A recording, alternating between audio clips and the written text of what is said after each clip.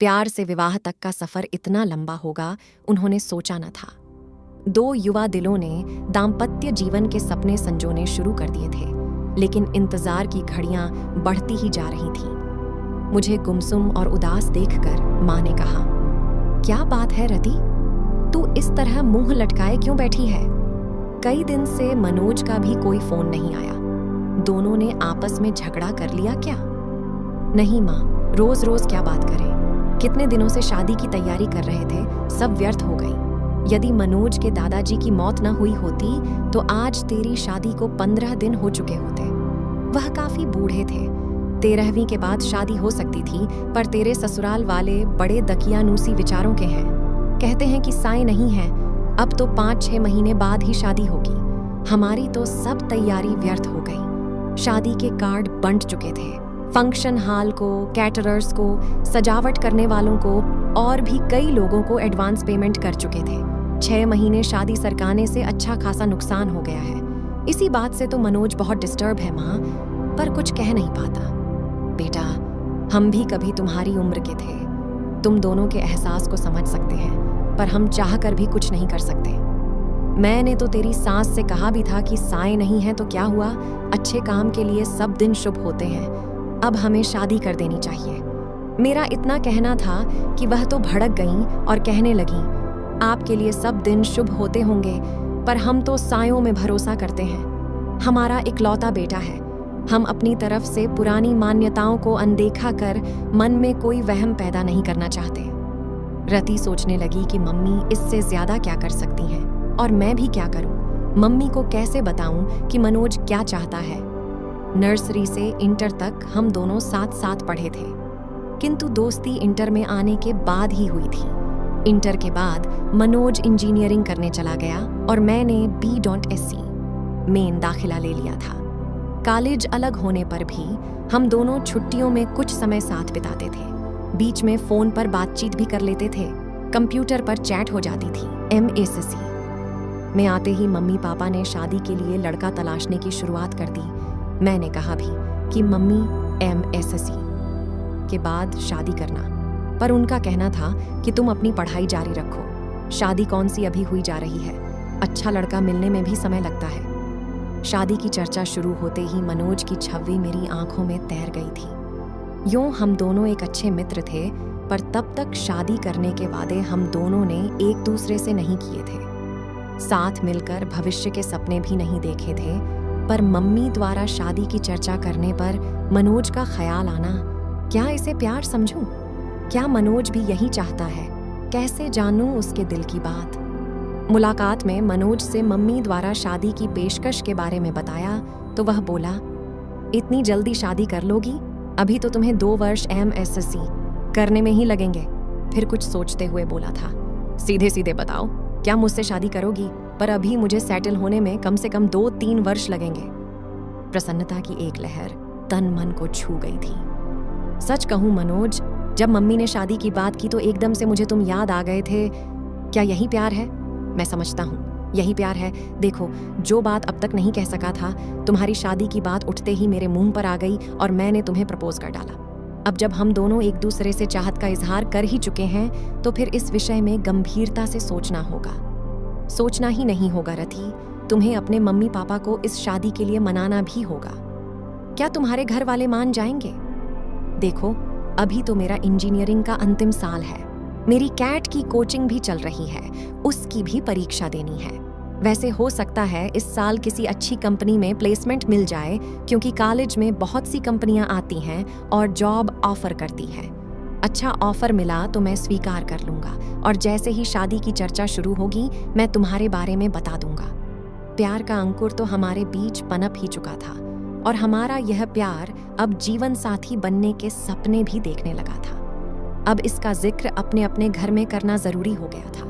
मैंने मम्मी को मनोज के बारे में बताया तो वह बोली, वह अपनी जाति का नहीं है।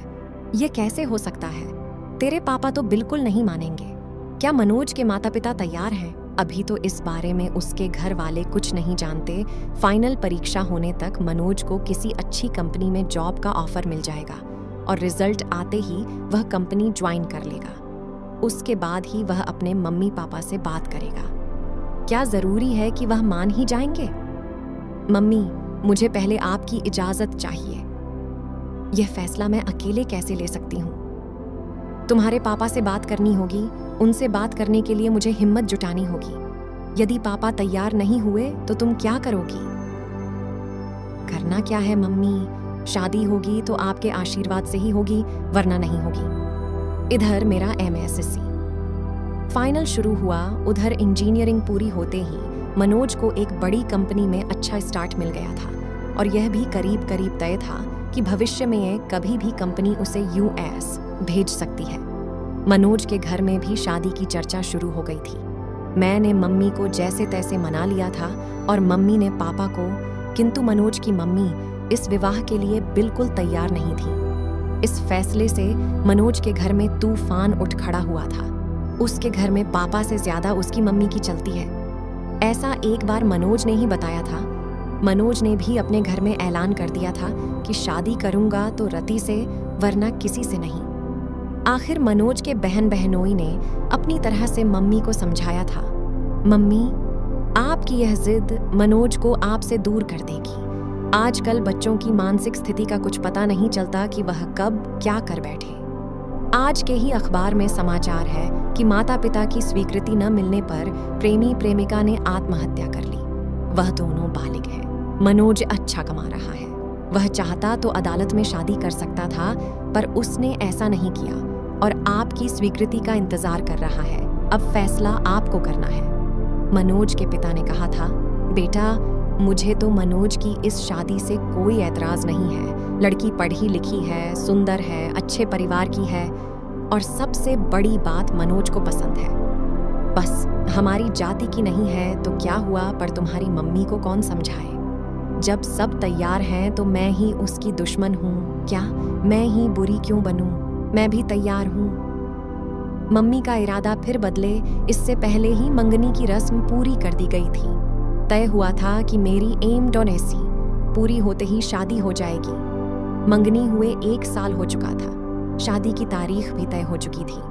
मनोज के बाबा की मौत न हुई होती तो हम दोनों अब तक हनीमून मनाकर कुल्लू मनाली शिमला से लौट चुके होते और 3 महीने बाद मैं भी मनोज के साथ अमेरिका चली जाती। पर अब 6-7 महीने तक साए नहीं है हत। शादी अब तभी होगी, ऐसा मनोज की मम्मी ने कहा है। पर मनोज शादी के टलने से खुश नहीं है। इसके लिए अपने घर में उसे खुद ही बात करनी होगी। हाँ, यदि मेरे घर से कोई रुकावट होती तो मैं उसे दूर करने का प्रयास करती, पर मैं क्या करूं? माना कि उसके भी कुछ जज्बात हैं। 4-5 वर्षों से हम दोस्तों की तरह मिलते रहे हैं, प्रेमियों की तरह साथ साथ भविष्य के सपने भी बुनते रहे हैं, किंतु मनोज को कभी इस तरह कमजोर होते नहीं देखा। यद्यपि उसका बस चलता तो मंगनी के दूसरे दिन ही वह शादी कर लेता, पर मेरा फाइनल साल था, इसलिए वह मन मसोस कर रह गए। प्रतीक्षा की लंबी घड़ियां हम कभी मिलकर कभी फोन पर बात करके काटते रहे। हम दोनों बेताबी से शादी के दिन का इंतजार करते रहे। दूरी सहन नहीं होती थी। साथ रहने व एक हो जाने की इच्छा बलवती होती जाती थी। जैसे जैसे समय बीत रहा था, सपनों के रंगीन समुंदर में गोते लगाते दिन मंजिल की तरफ बढ़ते जा रहे थे। शादी के 10 दिन पहले हमने मिलना भी बंद कर दिया था कि अब एक दूसरे को दूल्हा दुल्हन के रूप में ही देखेंगे, पर विवाह के 7 दिन पहले बाबा जी की मौत हमारे सपनों के महल को धराशायी कर गई। बाबा जी की मौत का समाचार मुझे मनोज ने ही दिया था और कहा था बाबा जी को भी अभी ही जाना था। हमारे बीच फिर अंतहीन मरुस्थल का विस्तार है। लगता है अब अकेले ही अमेरिका जाना पड़ेगा। तुमसे मिलन तो मृग तृष्णा बन गया है। 13वीं के बाद हम दोनों गार्डन में मिले थे। वह बहुत भावुक हो रहा था। रति, तुमसे दूरी अब सहन नहीं होती। मन करता है तुम्हें लेकर अनजान जगह पर उड़ जाऊं, जहां हमारे बीच न समाज हो, न परंपराएं हो, न ये रीति रिवाज हो।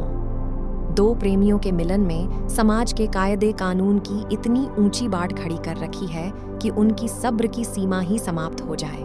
चलो रति, हम कहीं भाग चलें। मैं तुम्हारा निकट सान्निध्य चाहता हूँ। इतना बड़ा शहर है, चलो किसी होटल में कुछ घंटे साथ बिताते हैं। जो हाल मनोज का था वही मेरा भी था। एक मन कहता था कि अपनी खींची लक्ष्मण रेखा को अब मिटा दें, किंतु दूसरा मन संस्कारों की पिन चुभो देता कि बिना विवाह यह सब ठीक नहीं। वैसे भी एक बार मनोज की इच्छा पूरी कर दी तो यह चाह फिर बार बार सिर उठाएगी। नहीं, ये ठीक नहीं। क्या ठीक नहीं रति? क्या तुमको मुझ पर विश्वास नहीं? पति पत्नी तो हमें बनना ही है। मेरा मन आज जिद पर आया है, मैं भटक सकता हूँ। रति, मुझे संभाल लो। गार्डन के एकांत छुटपुट्टे में उसने बाहों में भरकर बेतहाशा चूमना शुरू कर दिया था। मैंने भी आज उसे यह छूट दे दी थी ताकि उसका आवेग कुछ शांत हो, किंतु मनोज की गहरी गहरी सांसें और अधिक समा जाने की चाह मुझे भी बहकाए उससे पूर्व ही मैं उठ खड़ी हुई। अपने को संभालो मनोज, ये भी कोई जगह है बहकने की। मैं भी कोई पत्थर नहीं, इंसान हूँ। कुछ दिन अपने को और संभालो। इतने दिन से अपने को संभाल ही तो रहा हूँ। जो तुम चाह रहे हो वह हमारी समस्या का समाधान तो नहीं है। स्थायी समाधान के लिए अब हाथ पैर मारने होंगे। चलो, बहुत जोर से भूख लगी है। एक गर्मा-गर्म कॉफी के साथ कुछ खिला दो, फिर इस बारे में कुछ मिलकर सोचते हैं। रेस्टोरेंट में बैरे को ऑर्डर देने के बाद मैंने ही बात शुरू की। मनोज, तुम्हें अब एक ही काम करना है। किसी तरह अपने माता पिता को जल्दी शादी के लिए तैयार करना है, जो बहुत मुश्किल नहीं। आखिर वे हमारे शुभ चिंतक हैं। तुमने उनसे एक बार भी कहा कि शादी इतने दिन के लिए ना टाल कर अभी कर दें? नहीं, यह तो नहीं कहा। तो अब कह दो। कुछ पुराना छोड़ने और नए को अपनाने में हर एक को कुछ हिचक होती है। अपनी इंटरकास्ट मैरिज के लिए आखिर वह तैयार हो गए ना। तुम देखना, बिना सायों के शादी करने को भी वह जरूर मान जाएंगे। मनोज के चेहरे पर खुशी की एक लहर दौड़ गई थी। तुम ठीक कह रही हो रति, यह बात मेरे ध्यान में क्यों नहीं आई? खाने के बाद तुम्हें घर पर छोड़ देता हूँ। कोर्ट मैरिज की डेट भी तो पास आ गई है, उससे भी आगे नहीं बढ़ाने दूंगा। ठीक है, अब मैरिज वाले दिन कोर्ट में ही मिलेंगे। मेरे आज के व्यवहार से डर गई क्या? इस बीच फोन करने की इजाजत तो है या वह भी नहीं है? चलो, फोन करने की इजाजत दे देते हैं। रजिस्ट्रार के ऑफिस में मैरिज की फॉर्मेलिटी पूरी होने के बाद हम दोनों अपने परिवार के साथ बाहर आए तो मनोज के जीजा जी ने कहा, मनोज, अब तुम दोनों की शादी पर कानून की मुहर लग गई है। रति अब तुम्हारी हुई। ए जमाई बाबू, ये इंडिया है, वह तो वीजा के लिए यह सब करना पड़ा है, वरना इसे हम शादी नहीं मानते। हमारे घर की बहू तो रति विवाह संस्कार के बाद ही बनेगी, मेरी मम्मी ने कहा। वह तो मजाक की बात थी। मम्मी, अब आप लोग घर चलें, मैं तो इन दोनों से पार्टी लेकर ही आऊंगा।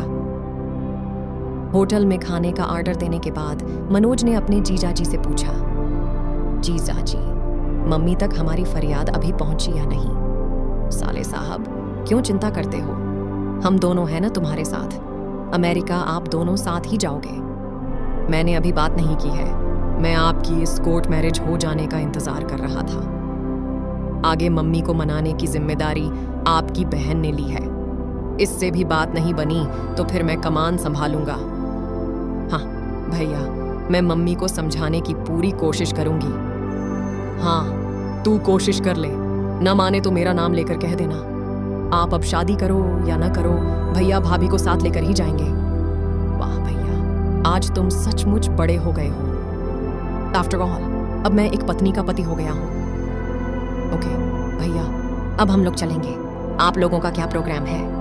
कुछ देर घूम घाम कर पहले रति को उसके घर छोड़ूंगा, फिर अपने घर जाऊंगा। मेरे गले में बाहें डालते हुए मनोज ने शरारत से देखा। हाँ रति, अब क्या कहती हो? तुम्हारे संस्कार मुझे पति मानने को तैयार हैं या नहीं? आंखें नचाते हुए मैं चहकी। अब तुम 90% मेरे पति हो, यानी 10% की अब भी कमी रह गई है। अभी और इंतजार करना पड़ेगा। उस दिन का मुझे अफसोस है मनोज, पर अब मैं तुम्हारी हूँ।